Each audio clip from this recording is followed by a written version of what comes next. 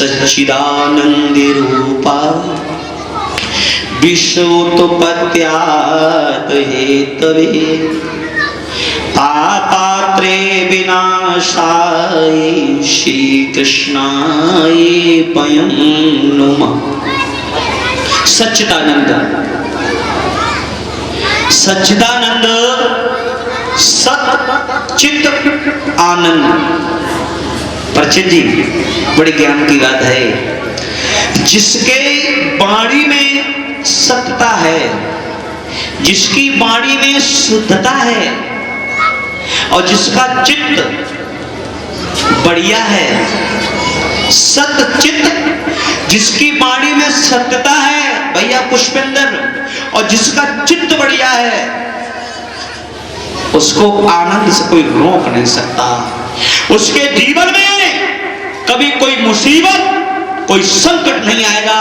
मैं व्यास मंच पे छाती ठोक के कहता हूं, महाराज जो कभी झूठ ना बोले और चित्त भी होता चरित्र, जिसकी नजर हमेशा बढ़िया है, उसे जीवन में कोई डिगाने वाला नहीं है, कोई कष्ट दुखी करने वाला नहीं है।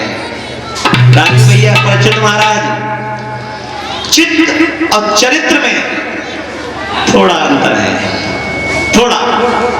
अगर हमारा चित्त डिग गया तो चरित्र को बिगड़ने में देरी नहीं लगेगी लोगों। और जिसका चरित्र गिर गया, जो चरित्र से चला गया, वो नरक के समान है। उसको समाज में कोई सम्मान नहीं है। दर दर कष्ट भोगने पड़ेंगे, मुसीबत का सामना करना पड़ेगा। हम तो सच कहेंगे, सत्य धन चित्त प्लस आनंद। जब सत्य और चित्त बराबर है तो आनंद से कोई रोक नहीं सकता।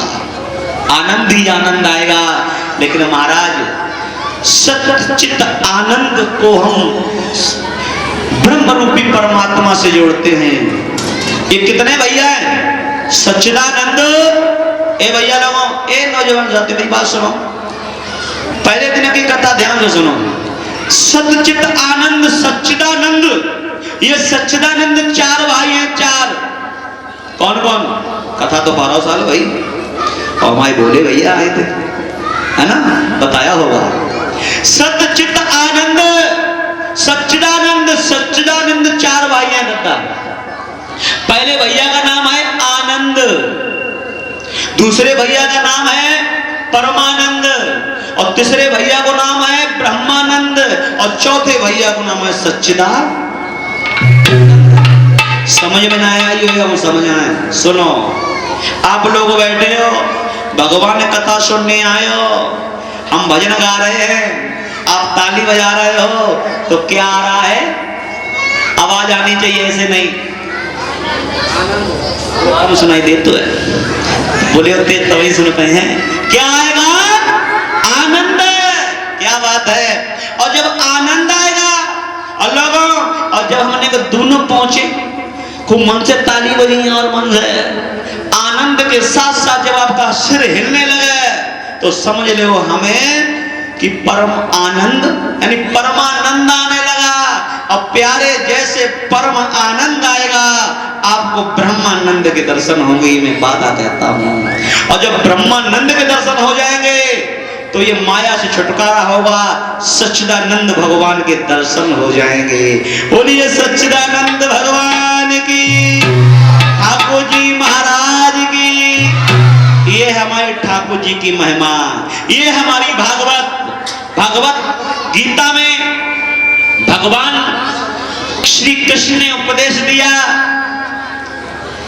अगर आप किसी के साथ भला करेंगे तो आपको भलाई मिलेगी, अगर आप किसी के साथ बुराई करेंगे तो आपको बुराई ही मिलेगी। प्यारे, सम्मान अगर आप देंगे तो आपको सम्मान कोई रोकने वाला नहीं है। तो आज श्री परीक्षित महाराज कथा को सुनने के लिए पहुंच गए सुखताल की पावन भूमि पर, और इधर व्यास भगवान आसन लगाकर बैठे हैं और कहा है कि परीक्षित का उद्धार वो ही कर सकता है। बोले कौन? कि जिसने कभी माँ का दूध ना पिया हो, अब शंका वाली बात आ गई माता बहनों भैया लोगों, दुनिया में कोई ऐसा प्राणी ना है जो पैदा हो तो सबसे पहले दूध अपनी मैया का पीता है। अब ऐसा कौन हो जिसने माँ का दूध ना पिया हो, जो परीक्षित का उद्धार कराए। अब ये बात तो पुष्पेंद्र भैया क्यों कही पता, क्योंकि परीक्षित को जो डसेगा सर्प कभी अपनी माँ का दूध नहीं पीता।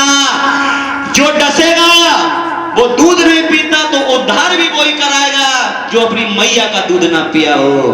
अब तो शंका हो गई, परीक्षित बोले अब कल्याण ना है, अब तो मुझे नरक में जाना पड़ेगा। लेकिन व्यास भगवान बोले चिंता ना करो। ये कहें बोले कौन, बोले मेरे पुत्र सुखदेव। सुखदेव भगवान श्रोता बंधुओं अपनी मैया अरड़ी के गर्भ में 12 वर्ष तक रहे और जब गर्भ से बाहर नहीं निकले तो व्यास भगवान ने प्रार्थना करी कि तुम कौन हो, बाहर निकलो। बोले ऐसे नहीं निकले, मुझे वचन दो। बोले क्या, बोले जब हम बाहर आएंगे मुझे माया ममता से हम बचे नहीं और मुझे आप रोकेंगे नहीं। बोले बिल्कुल नहीं रोकेंगे। तो लोगों, एक विद्वान ये कहता है कि 16 वर्ष तक मैया की कोखी में रहे सुखदेव भगवान, एक विद्वान कहता है कि 12 वर्ष तक रहे। आज जैसे सुखदेव भगवान का अवतार होता है तो हाथ में कमंडल और नारा सहित जंगल को चल देते हैं निर्वस्त्र। बोलिए सुखदेव भगवान की। इधर सुखदेव भगवान आ रहे हैं, निर्वस्त्र, लंबी लंबी जटाएं हैं।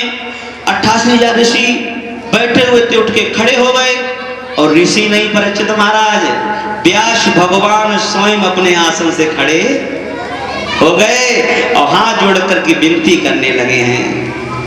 परीक्षित को शंका हो गई, बोली ये क्या, बाप बेटे को प्रणाम क्यों कर रहा है? शंका वाली बात है भाई, बाप बेटे को प्रणाम क्यों कर रहा है? तो व्यास भगवान ने कहा है कि शंका नहीं करते हैं, हमने बेटे को प्रणाम नहीं किया, हमने अपने बेटे के ज्ञान को प्रणाम किया है, ज्ञान को। बोलो सुखदेव भगवान की।